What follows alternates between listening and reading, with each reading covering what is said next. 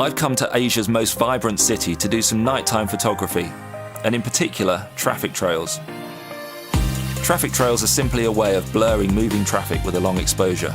This can be done both during the day and at night, but the effect is far more dramatic at night when car lights paint the scene as they move across the frame.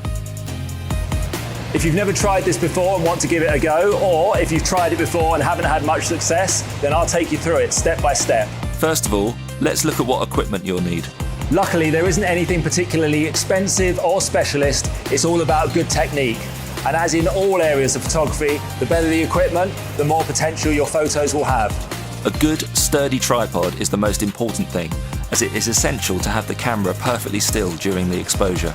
Using a cheap, flimsy tripod isn't going to get the results that you want, so don't try and save money when it comes to good camera support. Also, it's important to get a tripod which goes up high enough to get over barriers like this. If you have one of those travel tripods, which is really compact but only goes up to that height, then it's not going to do the job. When it comes to your camera, the only important criteria is that you can control it fully manually, as an auto or semi-auto setting, such as aperture priority, isn't going to achieve consistent results. There is no particular lens specification for shooting traffic trails. You can shoot with any focal length and at many apertures, so just use what you already have. Just make sure that any image stabilization is turned off and that you are in manual focus. It's important to be able to take a photo without having to touch the camera, and a cable release will allow you to do this.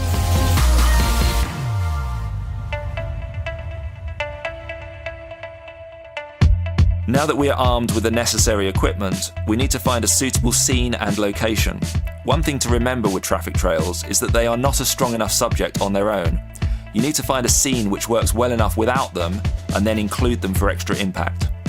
An obvious vantage point is from a footbridge over a busy road, as this allows the traffic to pass below you and also elevates your viewpoint to allow you to see more of the traffic than if you were standing at street level.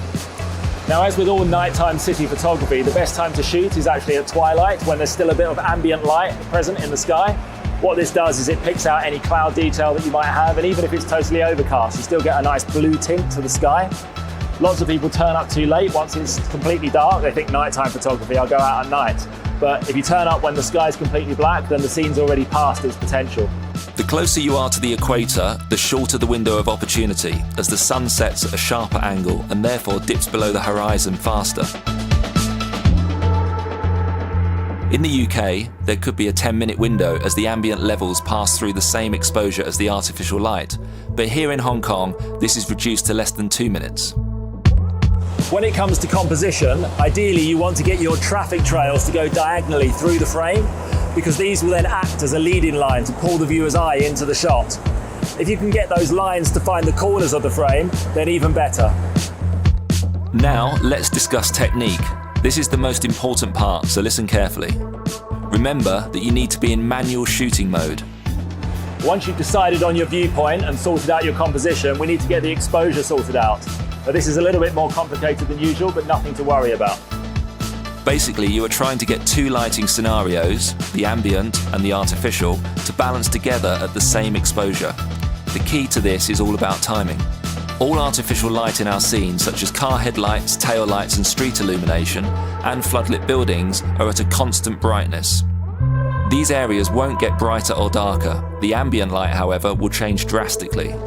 All we need to do is expose for the artificial light, which is constant, so it's a fairly easy thing to do. And then we're waiting for the ambient light to fall to the same luminance so that they're both at the same exposure. If we shoot too early, then the ambient light is brighter. That's not a problem because we just have to wait and it will eventually fall to the same level. If we shoot too late, then the ambient light is going to be down here and it's never going to come up again until the following day, so we would have missed our chance. Now here's the clever part. We can alter the length of the traffic trails by changing the three controls which make up the exposure triangle. These are exposure time, aperture, and ISO. If we change the aperture or the ISO, then we simply make the entire image darker or brighter, as you can see here. But if we change the exposure time, then as well as making the entire scene brighter or darker, we also change the length of the traffic trails. If we look at this example here, you can see that I've used an exposure time of 1 second. This hasn't allowed much time for the traffic to move through the scene. So what we need to do is extend the exposure time to, say, 8 seconds, which is 3 stops. The problem we now have is that the image will be 3 stops too bright. We can bring it back to the correct exposure by reducing either the ISO or the aperture by the same amount. In this case, I reduced the aperture by 3 stops to f16. This has now kept the overall exposure exactly the same, but extended the length of the traffic trails because the camera's shutter was open for a longer period of time, which allowed any moving lights to travel further across the frame. For something different, you can experiment with shooting from a moving vehicle. Here I took a 1.3 second exposure from the top deck of a tram as it travelled through the brightly lit area of Causeway Bay. The tram in front was travelling at a similar speed, so this hasn't moved much during the exposure. So once you appreciate that traffic trails should only be used to add impact to an already interesting scene, and that the ambient light levels have to match the artificial light levels, you'll be on the right path to creating some great traffic trail shots.